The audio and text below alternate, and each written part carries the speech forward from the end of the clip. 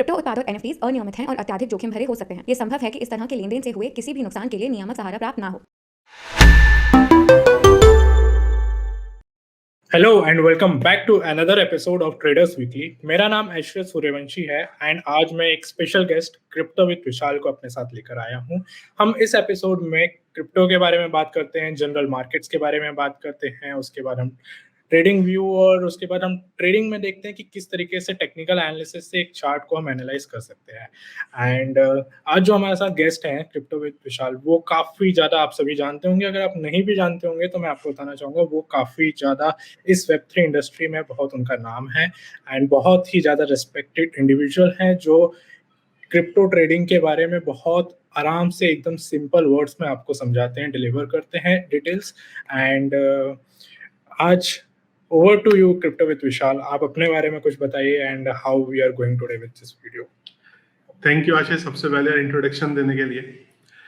So basically जो मेरा ज़्यादातर जो मेरे यूजर्स हैं वो जानते हैं कि जो मेरा बैकग्राउंड है वो रहा है डेवलपमेंट से रिलेटेड। देन उसके बाद 2015 से फर्स्ट टाइम जो था मैंने बिटकॉइन के बारे में पता चला मुझे, उसके बाद मैंने बिटकॉइन में बाइंग और ट्रेडिंग स्टार्ट करी। और 2020 का जब बुल रन स्टार्ट हुआ था उसके बाद से अभी फुल वेब3 के अंदर हूँ मैं, जहाँ पे कंटेंट क्रिएट करता हूँ और कुछ प्रोजेक्ट्स हैं जिनके ऊपर भी हम लोग काम कर रहे हैं फिलहाल। CoinDCX का रिसेंटली टीपीएल आया है, ट्रेडर्स प्रीमियर लीग, जिसके बारे में बहुत ज्यादा मार्केट में बज़ है एंड क्रिप्टो विद विशाल हमारी तरफ से एक मुंबई की टीम के कैप्टन भी है।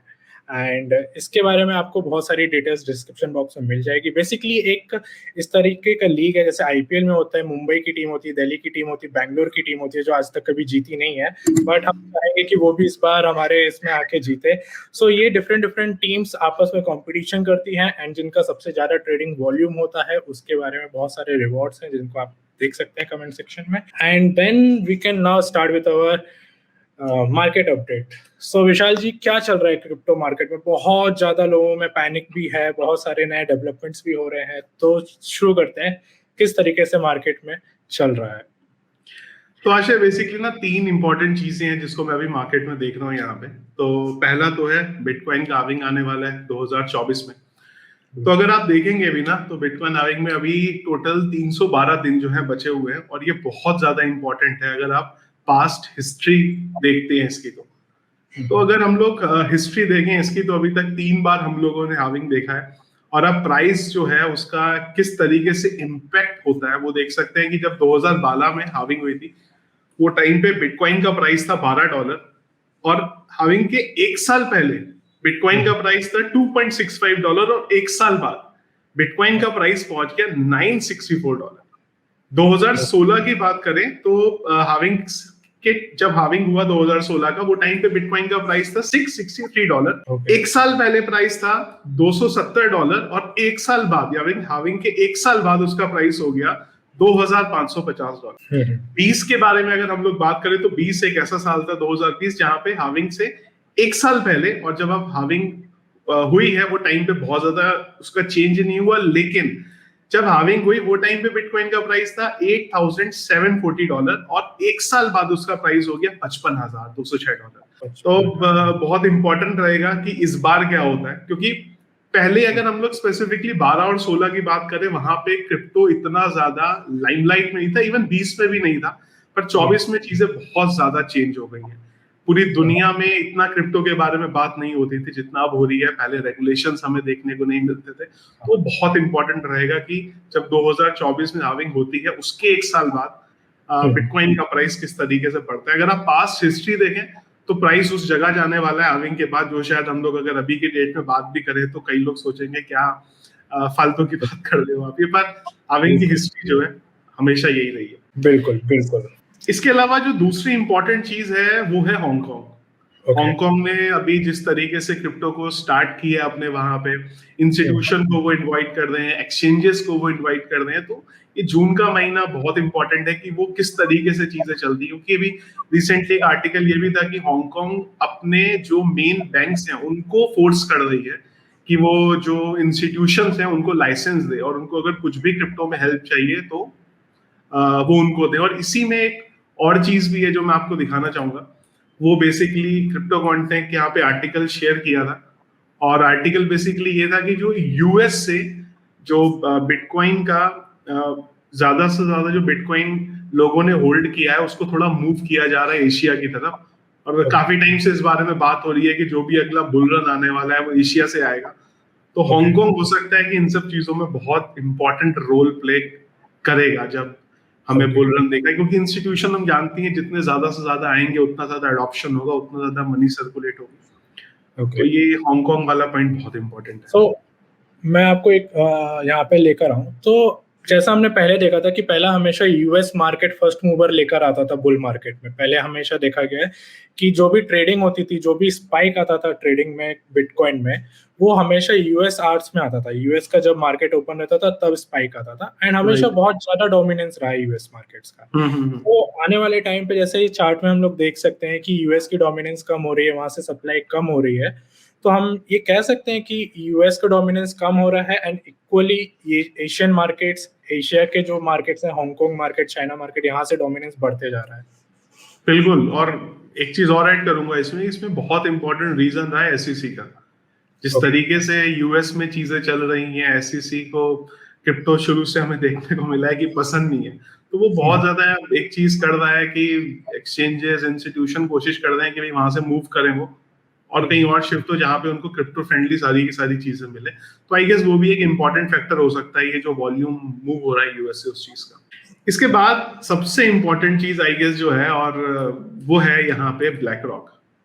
तो ब्लैक रॉक ये रहा हमारा रिसेंटली, ये जो लास्ट वीक हमारा रहा है उसमें मेरे ख्याल से सबसे ज्यादा जिस चीज के बारे में बात हुई है वो ब्लैक रॉक के बारे में बात हुई है। और वो होनी भी इसलिए जरूरी है क्योंकि एक कंपनी जिसके पास करीब करीब 9 ट्रिलियन, हम लोग यहाँ पे बिलियन की बात नहीं कर रहे हैं, 9 ट्रिलियन का एसेट है, तो उसने यहाँ पे बोला है कि हम यहाँ पे बिटकॉइन का स्पॉट ईटीएफ जो है लेके आने वाले हैं। कल उन्होंने फाइल किया है इस चीज के बारे में। तो ब्लैक रॉक, आप सिंपली, मुझे कुछ खैर बताने की जरूरत नहीं है कि जिसके पास अगर 9 trillion, 9.5 in fact 9.5 trillion dollar worth जिसकी है, और अगर उसका क्रिप्टो के ऊपर ट्रस्ट है, और अगर उसका ईटीएफ आ जाता है, तो वो इंस्टीट्यूशन के लिए डायरेक्टली एक डोर ओपन कर देगा। क्योंकि ईटीएफ का मतलब ये है बेसिकली कि जो इंस्टीट्यूशन है वो प्लेटफॉर्म या एक्सचेंजेस पे नहीं जाते हैं बाय करने के लिए, उनको एक सिक्योरिटी की वजह से और रेगुलेशंस की वजह से इस तरीके के ईटीएफ में वो इन्वेस्ट कर सकते हैं। तो ब्लैक रॉक जितना बड़ा नाम, एक ऐसा नाम कि पास्ट में अगर आप हिस्ट्री भी देखेंगे तो कई बार ऐसा हुआ है कि जब यूएस को डायरेक्टली कुछ करना होता है, कहीं इन्वेस्टमेंट करना होता है, तो वो कई बार ब्लैक रॉक को आगे कर देती है। तो कई बार ये भी बोला जाता है यूएस के अंदर कि इनऑफिशियली जो है वो यूएस की इकोनॉमी संभाल रही है। तो उतनी बड़ी ऑर्गेनाइजेशन अगर एक ईटीएफ फाइल करती है, तो अब वो भी बहुत इंपॉर्टेंट रहेगा कि यूएस क्या करे, क्योंकि यूएस की हिस्ट्री रही आज तक उन्होंने किसी भी ईटीएफ को अप्रूव नहीं किया। ओके, ब्लैक ईटीएफ थोड़ा सा आपको लेकर आऊंगा कि ईटीएफ हमारे दर्शकों के लिए एक बहुत भारी टर्म है। जैसे ईटीएफ का अगर मैं फुल फॉर्म की बस बात करूं तो इक्विटी ट्रेडेड फंड होता है एक। राइट। तो आपने अभी फिर से बताया, मैं चाहता हूं आप एक बार और थोड़ा सिंपल टर्म्स में बता दें हमारे दर्शकों को कि ईटीएफ होता क्या है। राइट। तो कैसा है कि जैसे हम लोगों को अगर क्रिप्टो को बाय करना होता है तो हम लोग एक्सचेंजेस के ऊपर जाते हैं। हम लोग जा सकते हैं क्योंकि हमें किसी रेगुलेशंस को फॉलो नहीं कर रहे हैं, हमें हमारे पीछे कोई ऐसी बैलेंस शीट नहीं है जहां हमें दिखानी हो, हमें एक्सचेंजेस पे इतना पैसा नहीं डालना है कि हमें डर हो। पर जब मैं इंस्टीट्यूशन की बात करता हूं तो इंस्टीट्यूशन बिलियंस में इन्वेस्ट कर रही है।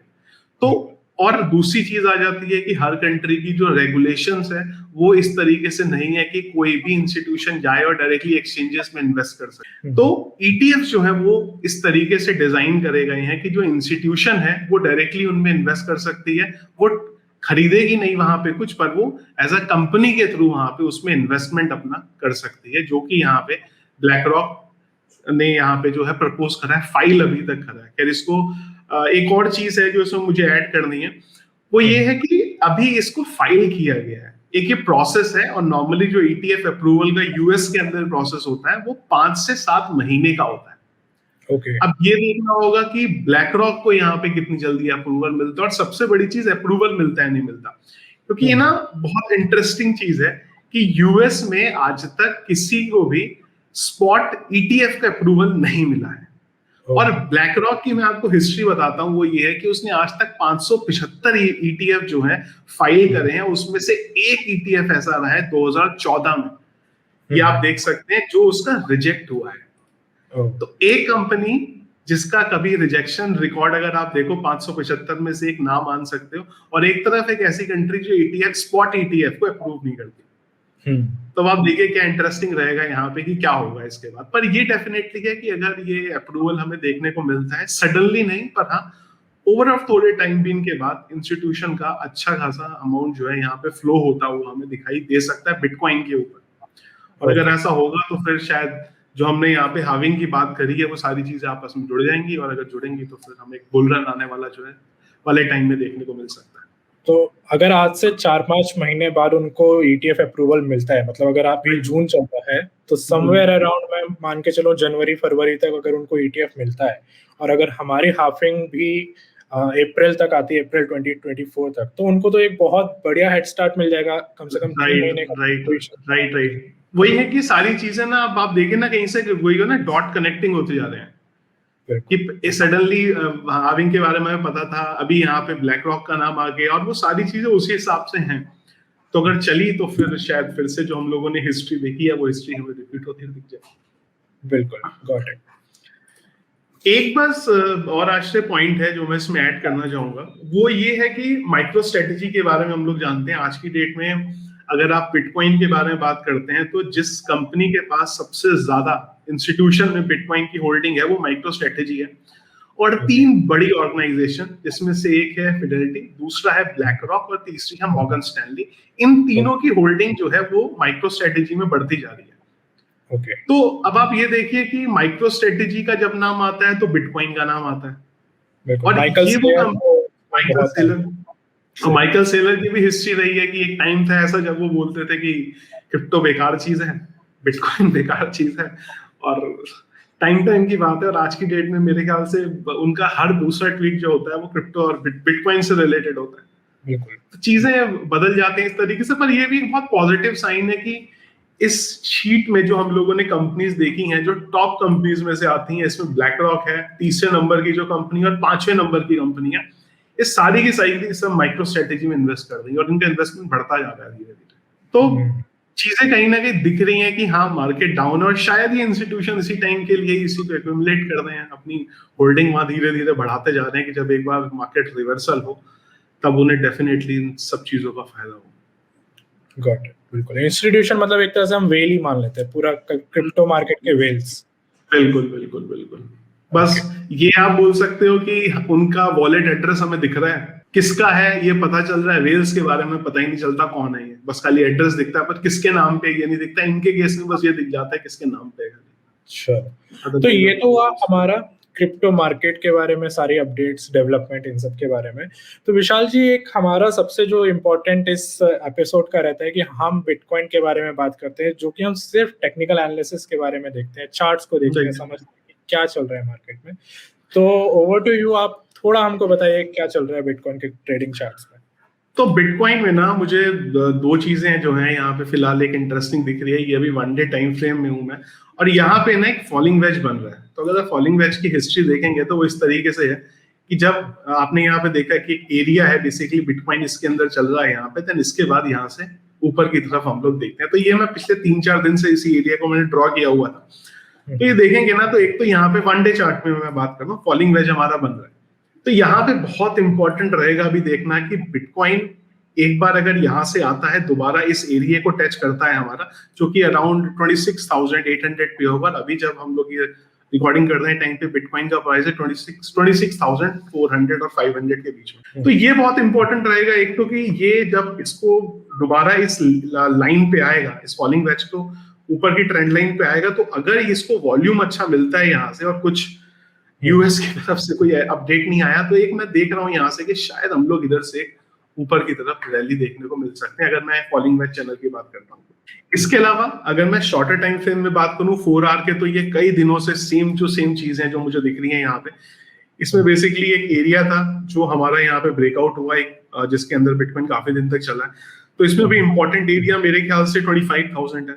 जब तक मेरा मानना इससे ऊपर है हाँ। तब तक कोई टेंशन वाली बात नहीं है। और ये सेम एरिया पे अगर आप देखोगे तो भी रिसेंटली भी जब थोड़ी एसईसी की अपडेट्स आई थी, वो टाइम पे हम इसी एरिया पे अच्छा खासा सपोर्ट भी देखने को यहाँ पे मिला। तो सिंपल अगर मैं बोलूँ तो मैं जो बिटकॉइन को देख रहा हूँ वो भी 25,000 पे एक अच्छा सपोर्ट देख रहा हूँ, जो फिलहाल मुझे लग रहा है कि चलेगा हमारा। और रेजिस्टेंस जो रहेगा इंपॉर्टेंट मेरे हिसाब से 28,000 है। एक बार उसके ऊपर जाए तो थोड़ा कुछ हमें रैली देखती हुई दिखाई देगी। तो ये दो चीज हैं, शॉर्टर टाइम फ्रेम पे मैं इस चार्ट को देख रहा हूँ और थोड़े बड़े पे मैं इधर देख रहा हूँ। दूसरा 200 ईएमए भी है, जो भी हमें यहाँ पे एक अच्छा खासा सपोर्ट देखने को उस चीज का भी मिल रहा है। यहाँ पे बार बार अगर आप देखेंगे तो उसी एरिया पे हमें अच्छा खासा सपोर्ट भी जो है यहाँ पे मिला है। तो बहुत ज्यादा कुछ इससे ज्यादा मूवमेंट अभी फिलहाल मार्केट में है नहीं, क्योंकि एक नया वीक भी स्टार्ट हुआ है और 2 दिन के वीकेंड में हम लोग देखते हैं कि थोड़ा वॉल्यूम इतना देखने को मिलता नहीं। देखेंगे इस वीक में बिटकॉइन जो है किस तरीके से मूव करता है। Okay, thank you very much crypto with Vishal ji. Thank you very much for thank joining. You आशय।